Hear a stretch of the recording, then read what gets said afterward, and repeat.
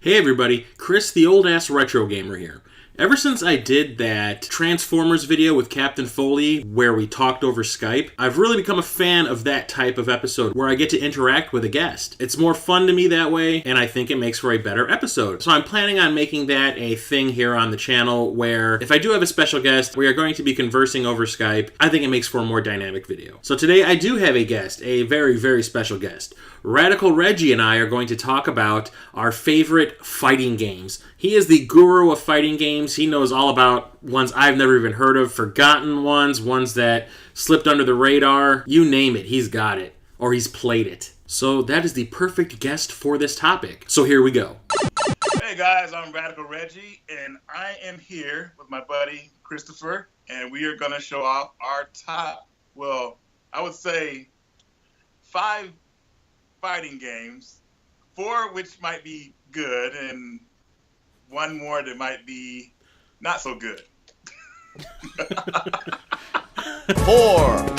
And I'm going to start off with a game that is very dear to my heart, a game I can always play no matter what mood I'm in, and that is, well, fighting game, of course, and that is The Last Blade Part 2. Now, yes, Last Blade, this game is probably one of the best fighting games I've ever played in my life. I mean, seriously, anybody could get into this game. It's very, I won't say it's too technical, but it's just really easy to learn. Not very complicated, I would say that. No. You know, it's very cool. So what game do you have for us, bro? I have a Dreamcast game also for Yes. my game, and that is the King of Fighters. What is this, the Dream Match 99? I think this is the first King of Fighters game I'd ever played like at home, even back in the day. Oh, wow. And I fell in love with it back then just because it had like everyone from SNK in it at some point. Yes. I mean, and if you have a Neo Geo Pocket Color, you can link this up with it too, which is kind of rad, even though I don't own one. Yeah. That's kind of cool. I never used that feature, actually. Yeah. So. But give it to Sega, man. They were like really ahead of their time with that console. I mean, like, you know, the internet and the VMU stuff. You're telling me, dude. Basically just like the Wii U pad, just tiny. The King of Fighters Dream Match 99.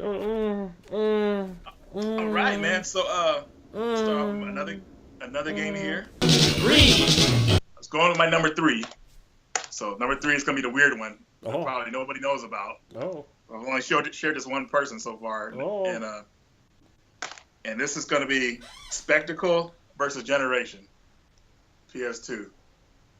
It's also out on PSP, so region free on PSP, of course. This is the PAL version, and this game pretty much reminds me of.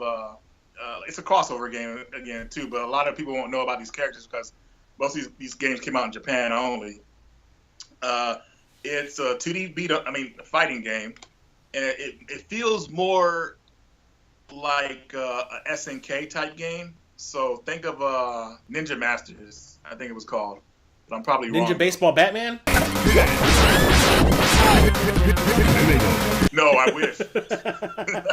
It's similar to that game. It really feels flush. I mean, it's awesome. It's totally like a fighting game that anybody could get into pretty much. You know, if you put a quarter in an arcade game, you'll probably beat the first 2 characters at least, so you'll start feeling good about yourself. But then it gets tough after that. So it's one of those type games that doesn't really throw you to the wolves in the beginning, which is cool. It's an entry-level cool fighter, game. is what you're saying? It's an entry-level fighter? Definitely entry level. It's slow paced, pretty much. I would say it's not too fast paced, if you know what I mean. So it's kind of cool. So and it has a lot of say that you're getting beat up too bad. Well, it kind of has like this meter that kind of like throws the character off you, so you get another good start again. So you don't just get pummeled. So that's kind of cool. Yeah, you know? I've never heard of that. But yeah, Spectacle versus Generation. I got the PAL version because I wanted it in English, but getting this version. You got to have a PAL television because there's no setting to change it, so it sucks in that regard. But I bought the Japanese version just so I can play on my regular TV, like a bigger TV, and it works fine.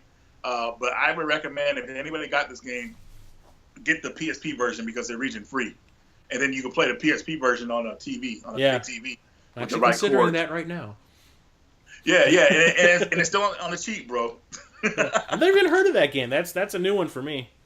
Yeah, I figured you hadn't heard of it, man, so I wanted to let you know about it. For my other choice, it's weird playing this game on the console it's on because the controller sucks.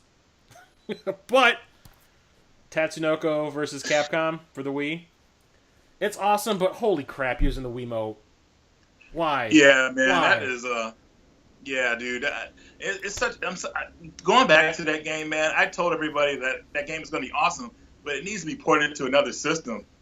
I mean, seriously, come on. Yeah, I never had the classic controller or whatever it was they called it, and by the time Classic Pro or something. Yeah, this came out after I sold my Wii initially, back in 2008 or 9 or whatever it was.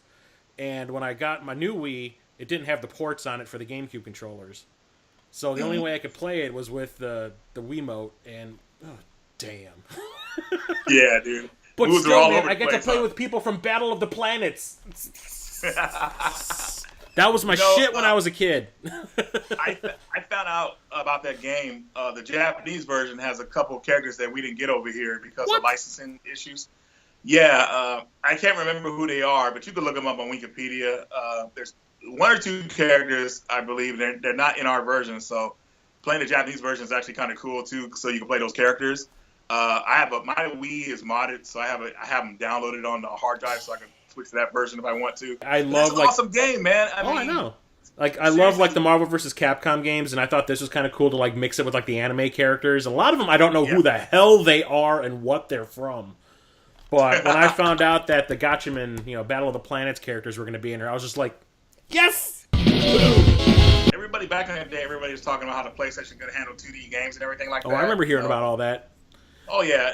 Marvel superheroes. Don't play it on the PlayStation. Get it on the Saturn. Exactly. Guilty Gear was a really good fighting game on that system, and it really showed that PlayStation could handle 2D fighting games and done properly. But my favorite out of the series is Guilty Gear X2. Got that one too. Oh my god, this game is amazing! And I remember when I first got this game, I was in the military. I bought this game and another game the same day, so it was like I was living in Fat City pretty much. This and Galarian's Ash, but Guilty Gear, this one right here, so many characters from the start, and not only that, it has a story mode, arcade mode, mission mode. You can unlock EX characters, which is more powerful versions of the characters, or they have slightly different moves, which is cool. So you can like choose different types for your battle types for your characters, and it has like an in-depth story mode, which is really cool, and also unlockable characters, which is pretty awesome. I didn't even know there was unlockable characters. You can unlock the original final boss from the first game, and there's Justice, and you can unlock Cliff, the old man with the big dragon sword. I remember him. Game. He is strong. He was my main character. He's the strongest character in the game. Like, man, he was awesome. And I just remember how much fun I had playing this game. It still holds up today. The music is outstanding. I mean, I'm not into metal music, but man, this music is awesome. I mean, I could bump it in my car. It's just, this is my favorite out of the series. I mean, I love the whole Guilty Gear series. I have all of them, but man, this game just really blew my mind. And, I'm probably gonna pop it in after this video, man. I mean, seriously, this is pretty sick, dude. I mean, I'm all these memories are coming like flooding back to me. You know what I mean? Like it's like, man, I'm glad you're into the Guilty Gear series. Man. Oh yeah, dude, totally. Let's see here for my next one. This is one that a lot of people know. I mean, I like I said, I picked mostly the mainstream ones. I mean, it got a decent port. It's okay on the Super Nintendo, Killer Instinct. But okay. I could never get into Killer Instinct, bro. Really? Because I sucked at it. Well, yeah, the Super Nintendo one is okay. The controls are cool, but the graphics are terrible. But I just picked this up. I haven't even done a pickup with this in it yet. I just picked this up the other day. But this Killer Instinct Definitive Edition has not only the original Killer Instinct arcade game on it, but the second one too. Whoa! Yeah. Okay. Complete. It has the entire game with every single character they've released, every mode they've ever released for the Xbox One version. And I was playing it the other day, and there's like this weird, I think it's called Shadow Lords. And it's like this crazy story mode where you're fighting against like the shadow version of all the different characters in the game. Wow. It is super fun. But I mean, I wanted to bring this one up because it has the original arcade game of the first one in it. And I haven't played that in I don't know how long. And I sunk so much money into the coin-op version of the first game. You have no idea. I'm like, I could have bought my own. I was stupid, and when I bought my Xbox One, I did buy the first season disc that they had released like 2 years ago, and when I saw they released this, I went into like the Best Buy and I saw it, and I was like, you sons of bitches. But at least I never downloaded any extra characters. I didn't pay extra for anything when I had that first version of it, so I didn't feel so bad to buy it again because I hadn't bought all these characters and I have to delete them and put them back on my console with this. Right. So, but dude, getting to play as a frickin' Battletoad in Killer Instinct is amazing. It is awesome. You get to play as Rash. It is great. He does the swinging wrecking ball moves and the foot buzzsaw, everything. It's nice, awesome. Dude. It is awesome. And then also one of the characters from Gears of War, they put him in here. One of the villains. I can't remember what his name is. He's the guy that has the entourage of bats floating around him from the first game. But dude, it is amazing. But like I said, just playing the original Killer Instinct again just did it for me. This is my last one before I show the dud. Oh. Which everybody will probably be excited for. Street Fighter 3. All versions of Street Fighter 3 I love very much. The story behind Street Fighter 3 and me, I was never good at Street Fighter 2, really.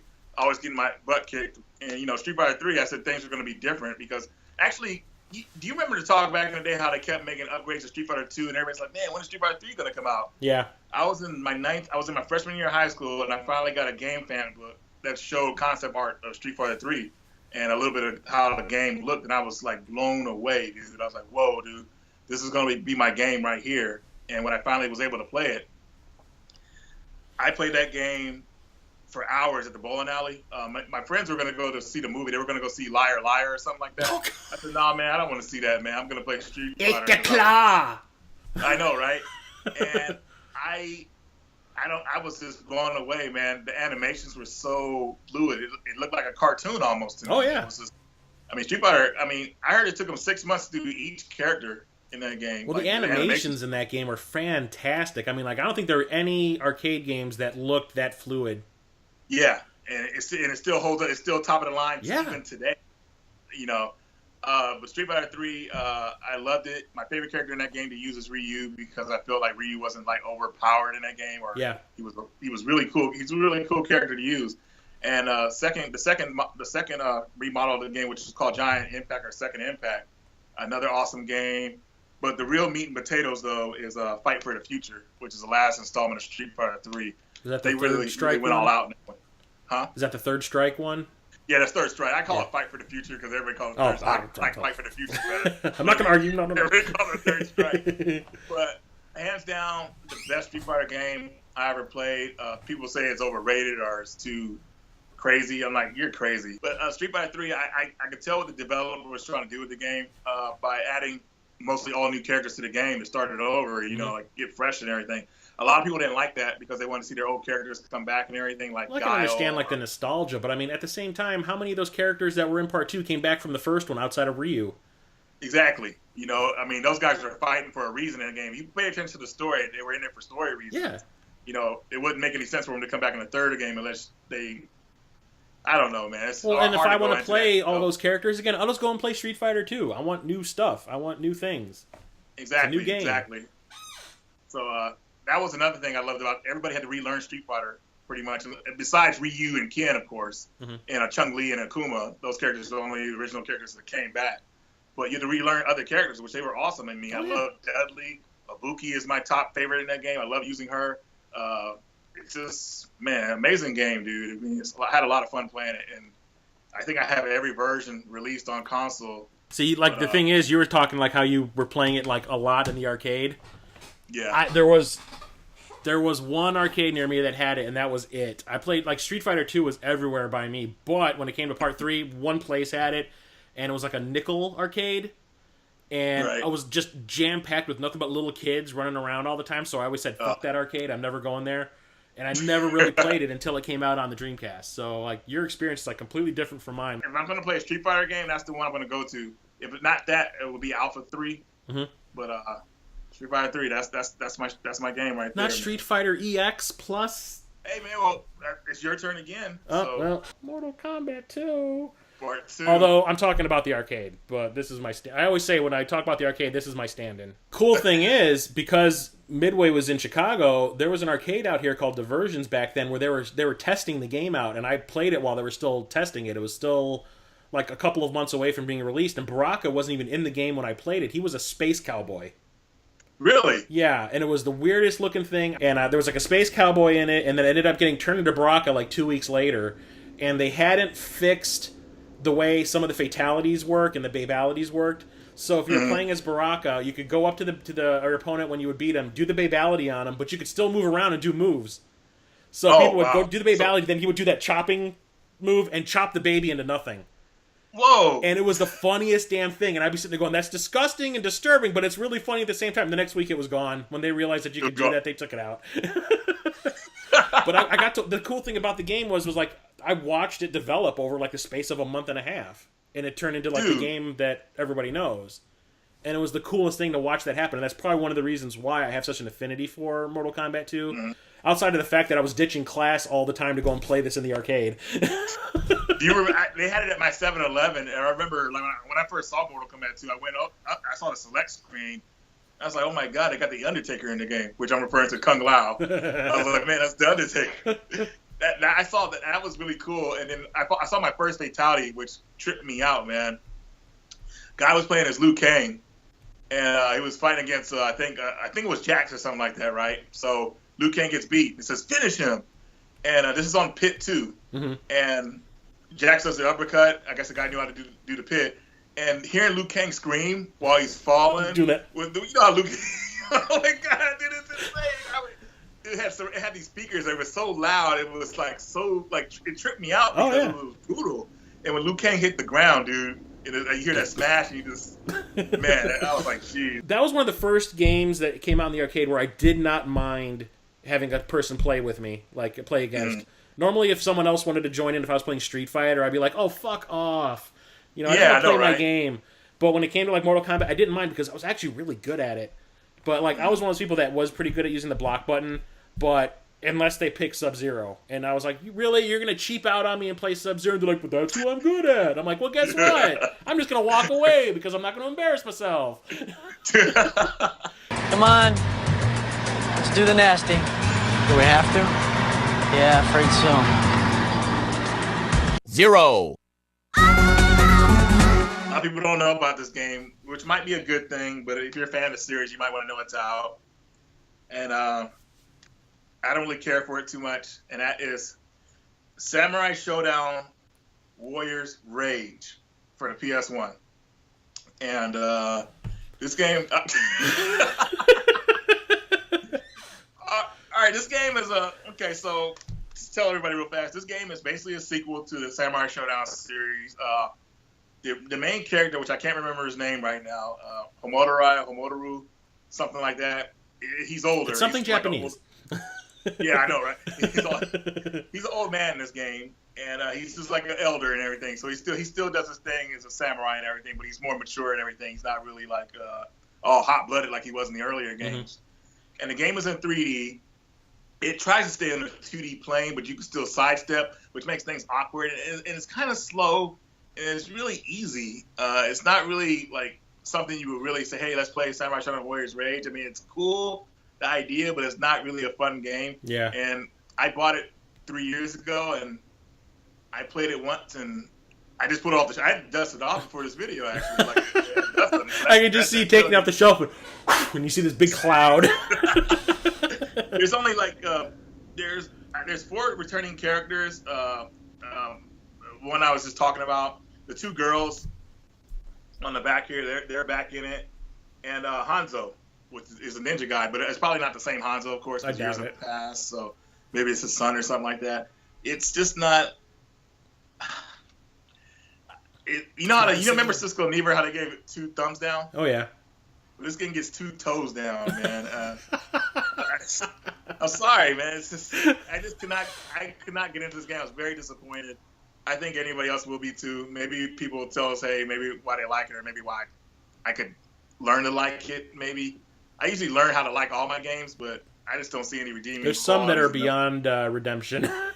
Yeah, and I think this is one of them. My dishonorable mention is Shadow War of Succession for the 3DO. If I still owned my Jaguar and all the games that I had back in the 90s, I probably would have put, Ultra Vortec as this game that I would pick for the worst. It's a Mortal Kombat ripoff. If you look at the back, you can see it's like all digitized characters.